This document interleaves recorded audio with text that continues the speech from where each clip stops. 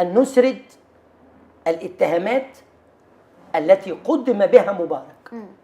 مبارك قدم بالعديد من الاتهامات.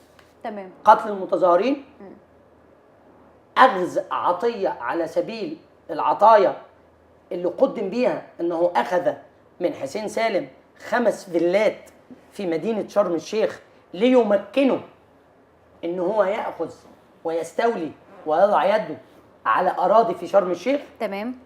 كمان قدم بتهمة القصور الرئاسية والاستيلاء على الملايين في القصور الرئاسية، ثم قدم أيضا وأجريت معه تحقيقات بشأن الهدايا التي كان يتلقاها من جريدة الأهرام. وهنا طب ماذا حدث في هذه التهمة أو هذه الجريمة؟ حقق فيها مع مبارك، وقام مبارك بإعادة 18 مليون جنيه هي قيمة أو إجمالي الهدايا التي تلقاها. هنا بقى في طريقين. تمام. الطريق هل يقدم للمحاكمة؟ من الذي يملك هنا؟ هنا اللي يملك هنا نيابة الأموال العامة. نيابة الأموال العامة إذا رأت أن أنا النهاردة بأحاكم على نوع معين وأنا قمت بسداد تهرب ضريبي، قمت بسداد هذا المبلغ اللي أنا اتهمت أن أنا متهرب مثلا من دفع ضرائب قدرها 1,000,000 جنيه، وعرضت على المحقق أثناء التحقيقات أنني على استعداد لسداد هذا المبلغ، إذا ما الحكمة في تقديمي إلى المحاكمة؟ الحكمة هو إنزال العقاب، لأن أنا ارتكبت جريمة. تمام. أنا إذا كنت ارتكبت جريمة وتهربت من الضرائب فأنا جاي أدفع الضرائب. فإذا كان تلقى مبارك على سبيل الهدايا والعطايا كما وصفتها النيابة العامة ما إجمالي 18 مليون، قالوا في سنة كذا خد ساعة وفي سنة كذا تلقى إجمالي المبالغ اللي تلقاها هدايا من جريدة الأهرام 18 مليون، أسرع الراجل وسدد ال 18 مليون. يبقى هنا لا جريمة. هو عمل كده. طبعا لا جريمة ولا عقاب، ولكن هذه القضية مازال ملفها مفتوح. لم نعلم عما إذا كانت النيابة العامة سوف تغلق هذا الملف بألا وجه لإقامة الدعوة أو حفظ الأوراق. هنا أنا شايف إنه الطريق الأمثل أو الأفضل إنه هو تحفظ الأوراق. ليه؟ لأن الحكمة من التحقيق، الحكمة من فتح هذا الملف هو أن مبارك تلقى عطايا لا يجوز أن يتلقاها، وهو خلاص دفعها وهو دفعها. تمام. يبقى هنا القضية اللي بعدها اللي هي غير العطايا اللي هو خدها، إيه الاتهامات التانية؟ عنده قصور رئيسية. هذه القضية تم فيها الحكم حضرتك بحبسه 3 سنوات. بحبسه 3 سنوات.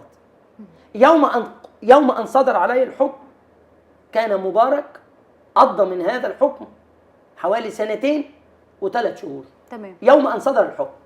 ولكن هذا الحكم طعن عليه بالنقد، والمحكمة النقد قبلت الطعن ومحدد ليه جلسة لإعادة محاكمته. تمام. وإعادة محاكمته، وبالتالي حتى لو افترضنا جدلا أن الحكم أصبح نهائيا، هنجيب بقى الأوراق كل القضايا اللي تم التحقيق فيها مع مبارك وتخصم مدة الحبس الاحتياطي. يعني أنا قضيت في الحبس الاحتياطي 3 سنين. تمام. وقضي علي ب3 سنين. بيتعمل عملية مقاصة ما بين مدة الحبس الاحتياطي والمدة المحكوم بها، وبالتالي يخرج مبارك.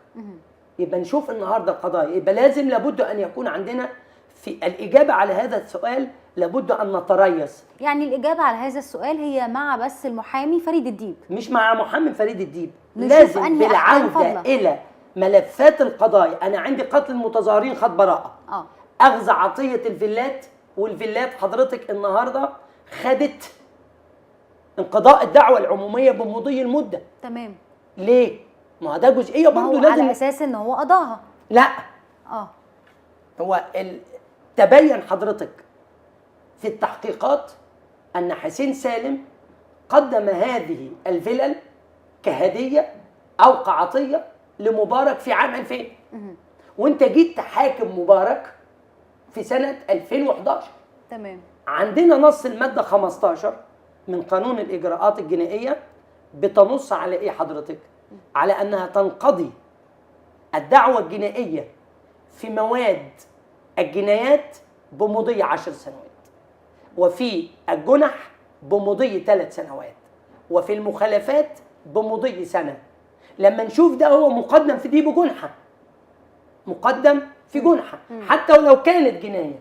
يبقى تمام. أنا عندي النهاردة المشرع حضرتك كان حريص في عملية أنه يحدد مواعيد معينة بنصوص قانونية لا يتخطاها العامة. بمعنى أنا النهاردة كنيابة عامة لما أجي أسند إلى زيد من الناس أسند إلى آخر أنه تعدى عليه بالضرب. متى وأين حدث ذلك؟ حدث في 2010. تمام.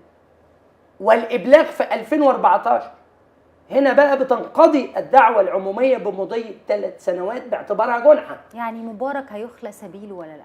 أنا النهاردة أقول إذا روجعت ملفات قضايا مبارك سواء القصور الرئاسية أو قتل المتظاهرين الذي حصل فيها على حكم لصالحه، أو في عطايا الأهرام، أو في تصدير الغاز، وتبين أنه غير محجوز على ذمة أي منهم، أصبح من حق النيابة العامة أن تخلي سبيله فورا.